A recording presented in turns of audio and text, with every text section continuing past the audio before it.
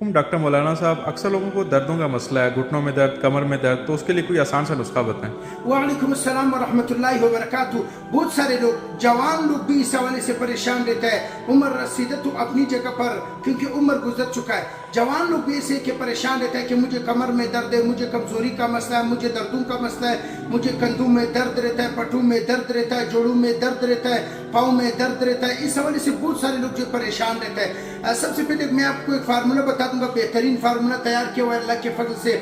یہ کچھ خاص تیل مکس کیا ہوا ہے، اس میں ناریل کا تیل بھی ہے، کنجد کا تیل بھی ہے، سرسوں کا تیل بھی ہے، اور کچھ خاص جڑی بوٹیوں میں تیار شدہ پکایا ہوا ہے۔ آپ اس کو بھی استعمال کر سکتے ہیں۔ یہ ہمارا ایک فارمولہ ہے، اس کا نام ہے دم تیل۔ یہ مختلف بیماریوں کے لیے آپ لوگ استعمال کر سکتے ہیں۔ ناک پہ بھی آپ لگا سکتے ہیں، رات کو سوتے وقت پاؤں کے تلون پر بھی لگا سکتے ہیں، اور جدھر درد ہو تھوڑا سا تیل کو تھوڑا سا گرم کر کے جوڑوں کے اوپر بھی آپ مالش کر سکتے ہیں، اور پٹھوں کے اوپر بھی مالش کر سکتے ہیں۔ اور اس کے لیے ایک خاص فارمولہ جو میں نے تیار کیا ہوا ہے اللہ کے فضل سے۔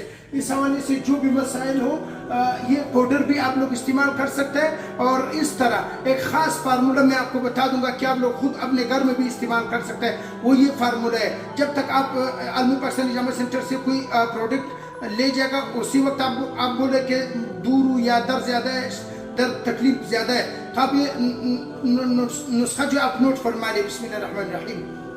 کلونجی 1 پاؤ، اور اسپیغول چرکا 1 پاؤ، اور اسی طرح شہد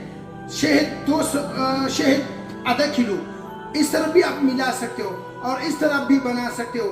100 گرام کلونجی، 100 گرام جو ہے اسپیغول چرکا، 250 گرام جو ہے وہ شہد، یہ آپس میں آپ نے ملا لینا ہے، اور صبح و شام آپ نے 1 چمچ کھا لینا ہے۔